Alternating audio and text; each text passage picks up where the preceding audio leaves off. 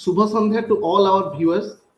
Welcome to the YouTube channel of Adhibhakta Parishad Odisha unit.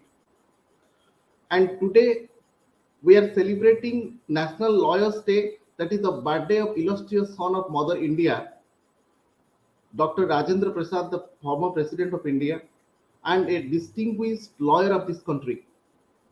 On this occasion, we have distinguished guests with us, Sir N. Venkataramana ji, Senior Advocate, Supreme Court of India, and now Sir is the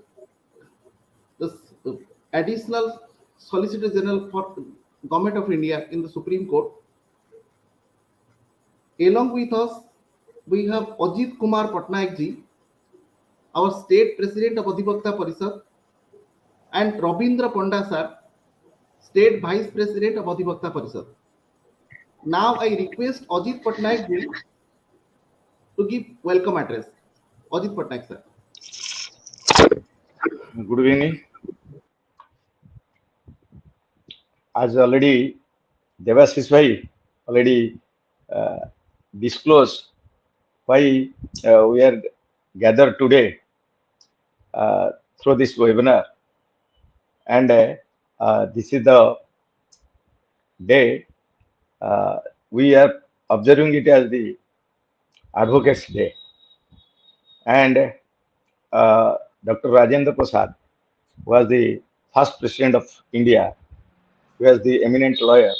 Everything Devashish bhai has already stated, and in this occasion we are having our chief guest, chief speaker, N. Venkataramana sir, and his introduction also been given by Devashish bhai, and we are all are eagerly waiting to hear from Mr. Venkataramana sir.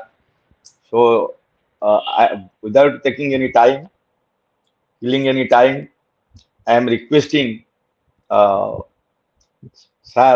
Mr. Venkataramana sir, to address the occasion. Thank you, sir.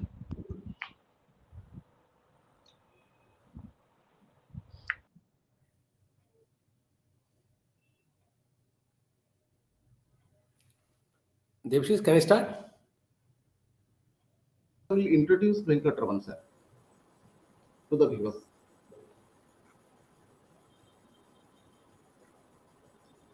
Rabindra Panda sir.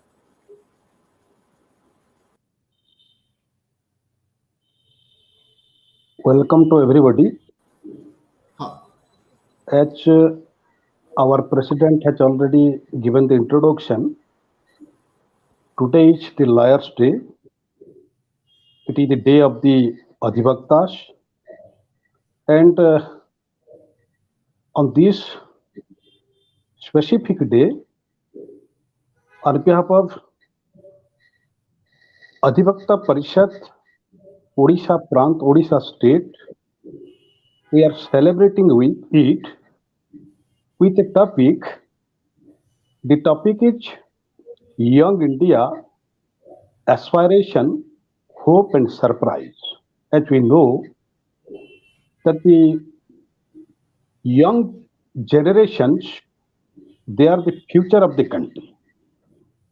So we have chosen a very relevant topic, relevant for the time, and the honorable guest of this occasion, who is also the keynote speaker of the topic, Shri N. Venkataramana sir, for introduction. Venkataramana sir, he is a senior advocate of Supreme Court of India and now working as the Additional Solicitor General of India. Speaking more, sir has actually started his practice, law practice, at Chennai.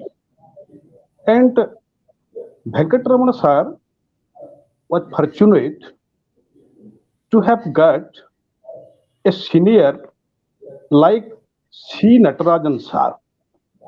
C. Natarajan sir was an advocate of Madras High Court, and he was very familiar He is very familiar, a leading lawyer in the taxation side in our country.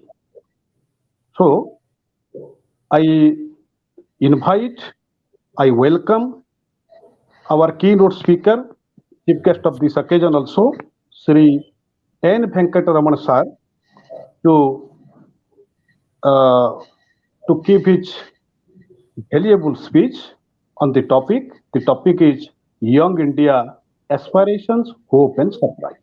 Sir, Venkataramana sir. माला सुधा कुंभ विबोध मुद्रा विद्याविराजत करवारिजाताम् अपार कारुण्य सुधाम्बुराशिं श्री शारदाम्बां प्रणतोऽस्मि नित्यम्.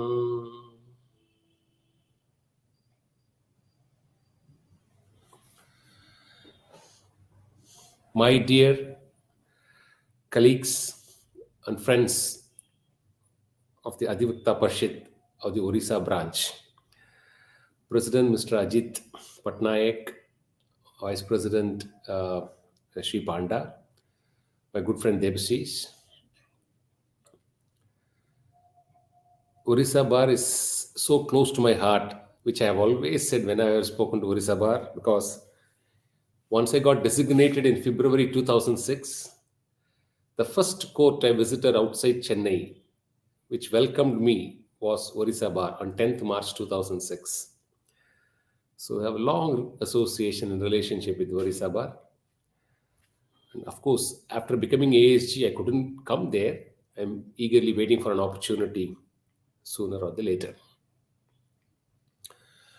And this talk is directed towards the young bar members. That's the request Debashish made. And therefore, I thought I should certainly take this opportunity to speak to the young minds of India, their aspirations, their hopes, and their surprises. See, the aspiration of any young child will be to become big. And it's a natural, perfect, legitimate aspiration. In whichever field he or she wants to be, he or she wants to be the best in that field. So your aspiration should be that. Is there a hope to reach that aspiration? Yes. Your aspirations can get fulfilled. So, what are the way to get our aspirations fulfilled? And what are the surprises which we are likely to confront in our lives? Now, for any youngster in the country today, or even outside the country, all over the world, youngsters have one big mental block. You are very well educated. You can think, you can reason out, you can speak with conviction and understanding things which we would not have thought of at your age. So this generation is a much more evolved generation. But you have one disillusionment, which is common. You are all coming from colleges and you are young children. So you are yet to experience the fluctuations of the world.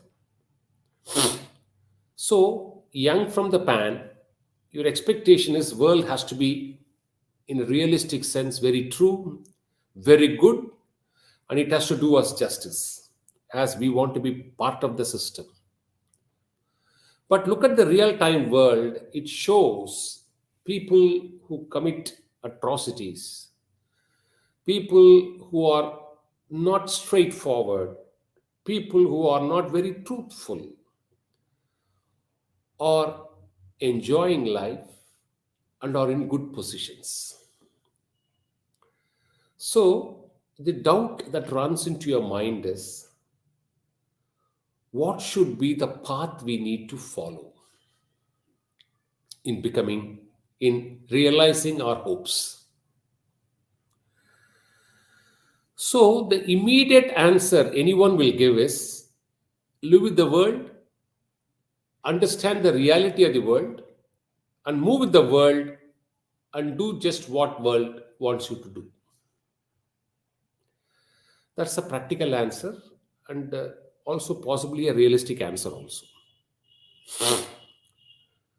But is this template a very successful template in the long run? I'll just cite two examples. There was a village headman who decided that there is a sudden shortage of milk to be distributed.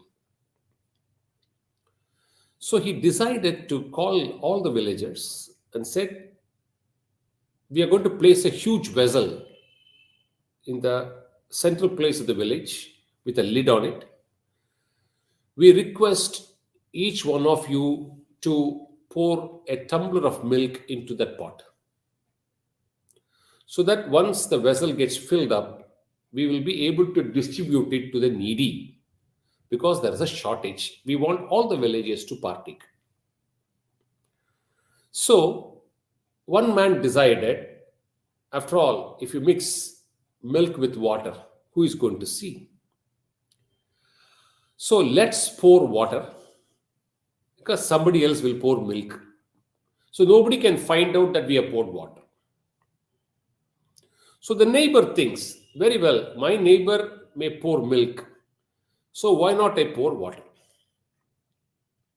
So after 3 hours, when the time gets over, the headman comes to the central spot and opens up the lid, and to his shock, sees the whole vessel is filled only with water and not a drop of milk. So the message, the moral of the story is your way of life dependent on how the others replicate it or live it? So if everyone is going to go the wrong way, where will we end up? We will just end up like the village headman opening the vessel, lid over the vessel, and finding to his dismay only water. Right or wrong, our forefathers, for centuries, for generations, for yugas, it is a land which knows beyond Kali Yuga. It has seen several yugas. It has seen itihasas like the Ramayana in the Treta Yuga and the Mahabharata in the Dwapara Yuga. We have a long lineage, value, and culture. So all of them have taught us how to live a life. And they all in unison have said it is based on 4 fundamentals: dharma, artha, kama, and of course moksha. We'll talk about moksha some other time, because now you're all young aspirants, you to reach great goals in life. Now there are 4 elements in it. The 2 elements which is packaged between dharma and moksha is kama, artha and kama, earning wealth and exhausting your desires and pleasures in life. So there are 2 options available to each one of us. We can go in search of artha or wealth or resources or name, power, anything, and enjoy our desires without following dharma. That's one option. The second option is going in search of resources and enjoying the pleasures and pains of life on the rule book of dharma. Which of the 2 should we prefer? Mahabharata gives us the guideline. See, both the Pandavas and the Kauravas are royal kings.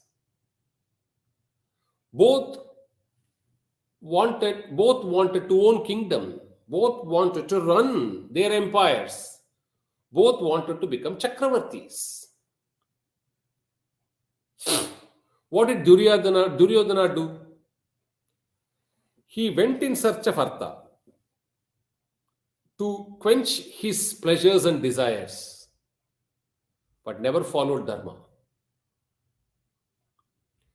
Whereas Dharmaraja and Arjuna and his brothers also went in search of resources, also fought wars, also enjoyed pleasures and pains of life, but after following the guidance of Bhagavan Krishna, following the path of Dharma. So history evidences what can happen to a man or a family or a society or a nation if it opts the Duryodhana path or the Dharmaraja path. That's the option God gives to every one of us at every point of time.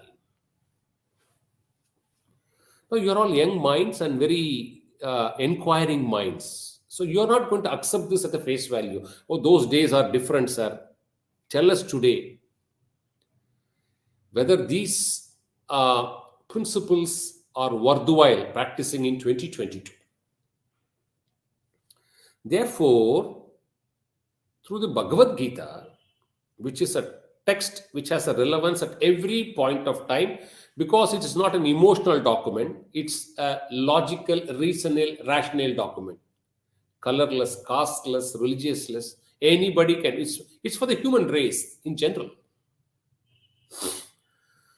Now, Bhagavan Shri Krishna answers this question because at every point of time this question is asked. Because Mahabharata was what, 5,000 years ago? And the Ramayana war with the Rama and Ravana was fought in Treta Yuga.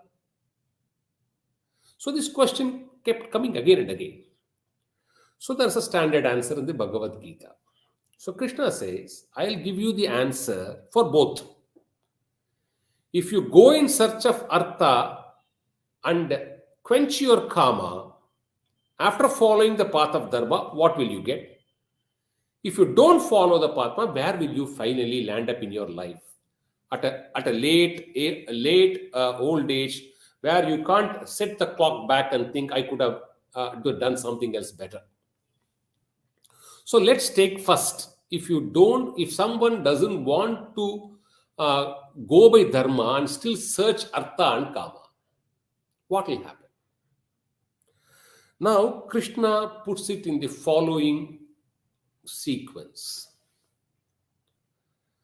So, kama is desire. First step, desire without dharma. So, where will this lead you to?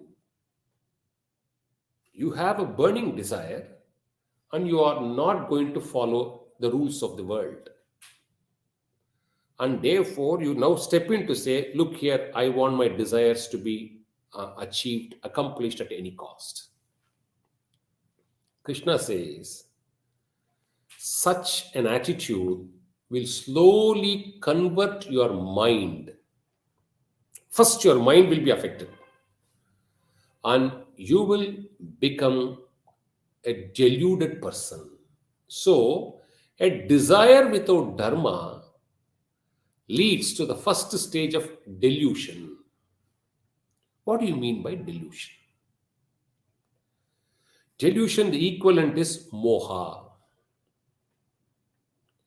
So, kama without dharma will transform us in our mind into a mind of moha, which means our mind is prepared to do anything reckless. Its delusion is only at the mind stage. It is yet to act. So, a non-dharmic desire will transform the mind. Look here, come what may, I have to get it. So, it slips you into the state of delusion. Once this delusion becomes stronger and stronger, Krishna says, it transforms you into demonic. You become a demon. Take the very case of Duryodhana. In those days, see, today's the rules of the game is you elect a minister or a prime minister through a process of franchise. This is democracy. In those days, in those yugas, king's children become king. So Duryodhana could not have attempted to become a king in terms of those rules. Whether right or wrong, let's not get into that. Those rules. But he aspired to become a Chakravarti. And because it is not dharmic, his mind first got deluded. The moha to become the king. Krishna says, once your mind gets diluted into moha, you will somehow get into a relationship with somebody who is crooked. You will get an opportunity to involve people who are crooked in life. And that's how Duryodhana came into contact with Shakuni.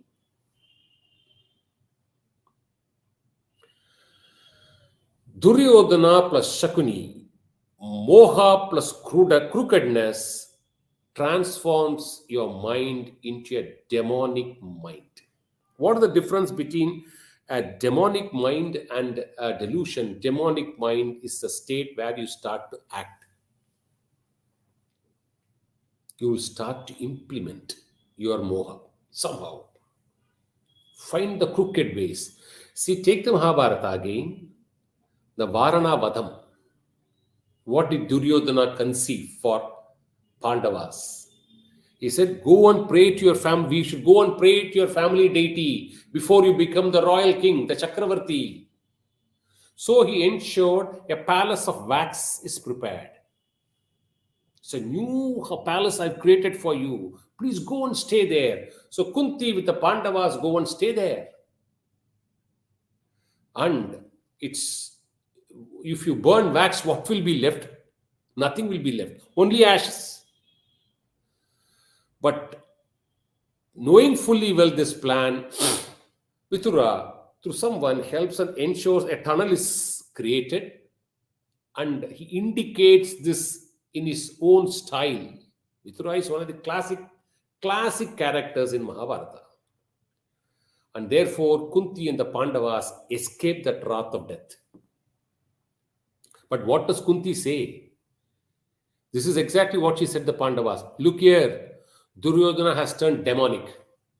Now let him feel that he has succeeded. Let's not show up our faces to the world now. Let's allow Duryodhana to enjoy his success as though we are killed. Let's live in the hiding for a while till his temperament comes down. Strategy in life. So, delusion transforms you into a demonic mind. And remember, demonic mind, acts done in a demonic way will give you short success, will give you immediate success. But someone will eventually embrace defeat. That is what happened to Duryodhana. Finally, he didn't succeed in his endeavor. So when he came to know that the Pandavas are alive, Krishna says, your demonic act leading to defeat will agitate your mind and make you more and more desperate. Desperation.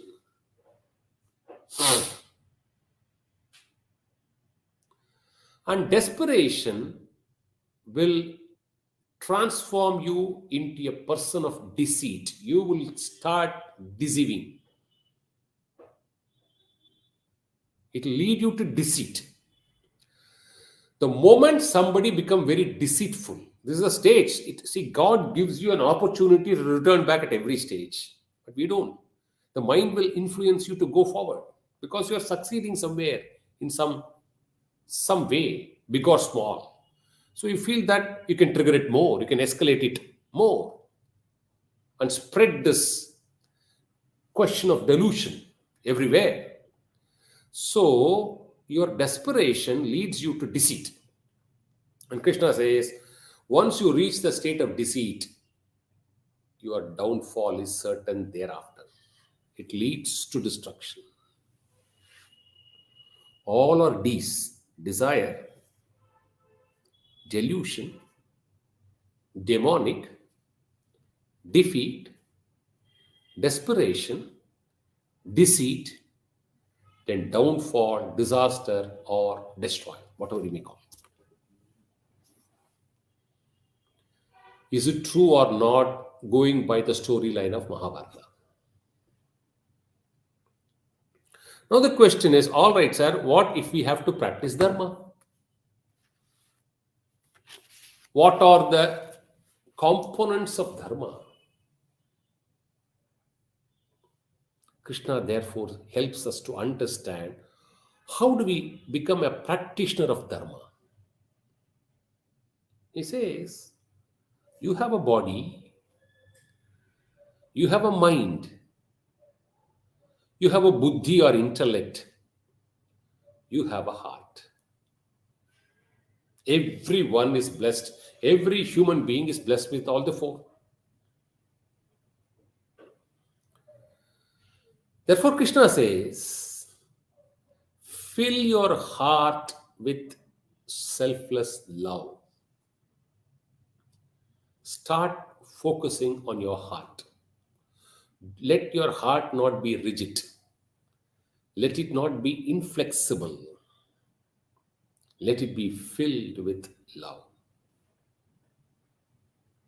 Treat the world, however deceitful the world will be, don't bother about it. See, these are these secret points for success. Big time achievers have followed this, and go and ask them. People who have outclassed everybody in success and recognition and power, they've all followed this path. So fill your heart with love. It's the first step. Fill your mind with courage. See, for a young lawyer, you need not be very educated.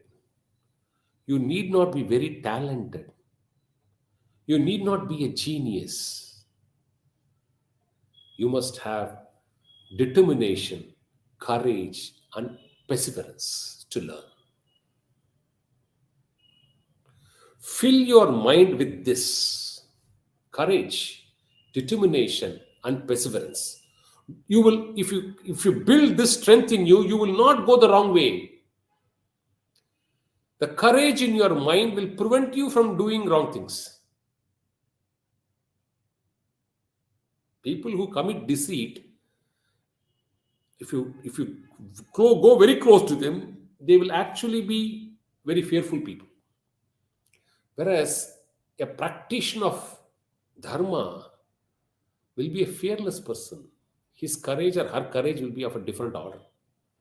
That's a gift God gives to that person. So fill your mind with courage. Ultimately, it's the intellect, buddhi, which plays all the role. Krishna says, fill your buddhi with righteousness and truthfulness. Stay committed to being righteous. Stay committed to being very truthful. Then allow your body to do its duty as a lawyer. Prepare yourself with your heart, mind, and buddhi, and use this God-given precious gift of a human body to step in. If you have all the three in place, you will transform your professional effort into a very, very focused, dutiable effort. It's a natural consequence of your body. Your body will be ready to work. Your body will be ready to sweat. Your body will remain very focused. So if you have these four together in one place, Krishna says, I'll give you two things. Four put together, the icing on the cake on the top will be the dharmic output of your life. whatever you do with this four will end up in dharmic results, in dharmic actions. But this four forms the trunk, and dharma forms the leaves, fruits, whatever you can call. So the question is, what is the source of it? What are the roots of this process? Krishna says, if you have this four trunk, which will be icing in the cake as dharma, remember, it has to remain eternal. So there will be a root to it. What is the root for all the four? Compassion. You will be a very tolerant, a very patient, and a very compassionate person, and not a restless, reckless person. This world can move in dharma. This world can, unless you are compassionate, you would not have poured 100 milliliters of milk into that. It is for somebody. You don't have compassion, you pour water into it. And if everyone starts to pour water into that vessel, into public life, into society, into the world, what will happen to the world which you want to live next 50, 60 years, 70 years? So you have to prepare the world for yourself. Start it from you, says Krishna. So he gives you the dispensation. If you follow dharma, it leads you to a strong mind, a righteous buddhi, a heart filled with love, and a compassion, an ever compassionate person you would be. And all of them will always lead you into the path of dharma. Whether you want it, if you have these four, it will truck you only into the path of dharma. It cannot take you anywhere else. As deceit, disaster, delusion takes you to a different path, every road takes you somewhere to a destination. So young minds have an option either to follow that route of Duryodhana or this route of Dharma. If you follow the route of Dharma Raja, Krishna will be by your side. If you follow the route of Duryodhana, you will find more and more friends in the form of Shakunis. So opt your life, you want Shakunis or you want Krishna. Choice is yours. No compulsion. I thought I'll just close down in another 5 minutes. Let me also give you a few tips for your professional life, because last time I did speak on a different range of ideas on young minds. Debasis were very particular. A lot of young minds are going to be hearing this, and therefore you can please convey a message to the more. He's right. He's right, and I'm very thankful to Debasis that, see, all of us have children, so all of us now think only about you all than us or our generation. So, few carry-on tips as a professional. One, never get into any comparison trap. You are what you are, somebody is what they are. One of the leading senior counsels said this to me a few days back when we were together somewhere in a matter. Venkataramana, see, whether it's an architect or whether it's a doctor or any profession, all of them will be doing their work in their places. Whereas court is the only place all the professionals assemble in one place, in one particular building. So we see each other. So the tendency to compare is enormous. Very natural truth. Don't get into this trap. You are what you are. Be very happy about what you are doing, rather than feeling sad as what you have not done and somebody else is doing. You will neither appreciate him or her, nor feel happy about yourself. So don't do that. 2, you have to stay on course and you should be respected, and therefore you can be wherever needed, you can push yourself and assert, this is what I want to convey. But never be arrogant, either to your friends in the court or to your opponent when you argue the matter or with the judge. 3, strategy to every case is very, very important. I'll just give you one example again from Mahabharata. See, Vidura had a boom. Vidura was such a great warrior. Nobody knows. He was always considered as the best advisor. His ability to think on dharma. Vidura is one character who has always stayed in dharma. He never, because he's Yamadharma's avatar. So he never strayed away in life. He can be defeated only by Mahavishnu. So only Krishna could have killed Vidura. If Vidura decides to join the war. But Krishna's vow is he is not going to take any weapons. So he is not going to fight the battle. That's the commitment by Krishna. So if Krishna is not going to fight a war, then nobody can kill Vidura if he's going to come to the war field. So what is the strategy? When Krishna goes as an emissary to the Kauravas for peace mediation, he chooses to stay with Vidura. He didn't stay in the palace. Saying that, I've come here for mediation with you. I can't stay with you. I'll go and stay with Vidura.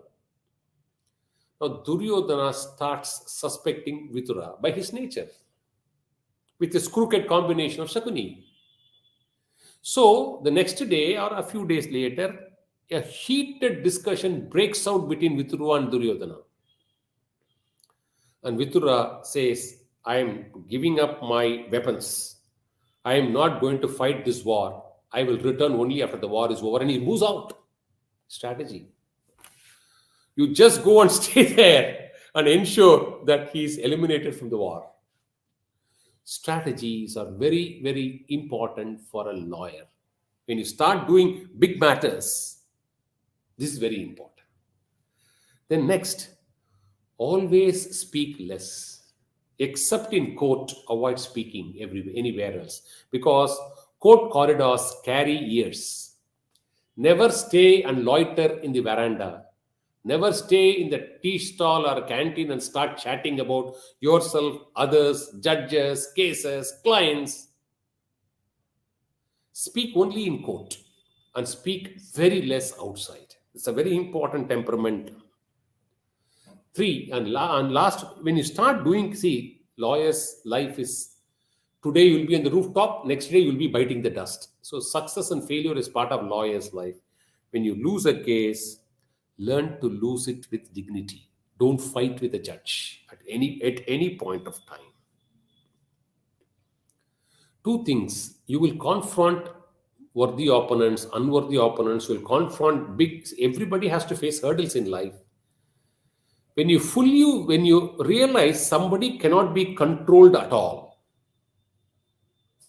don't attempt to control that event or that person in your life. That's a test you have to pass. Leave it there. He is uncontrollable towards you, you leave it there. Allow things to happen. Don't attempt. Never try to fight a powerful person in the system. These are words of Alkiwala. Never fight institutions and people who are in power. It's a lesson you have to learn. If you fight, you can never win a powerful person, you can never win an institution. You as an individual will ultimately get crushed. So you have to be very prudent there. And the final message which I thought I leave with this. As lawyers, we are bound to face obstacles, and as lawyers, we are bound to face enemies in life. And the only way to get over that is as long as you fight just causes, and as long as you fight it with a selfless motive of duty spirit, God is there to you can't eliminate enemies or obstacles. It's not possible in a lawyer's life.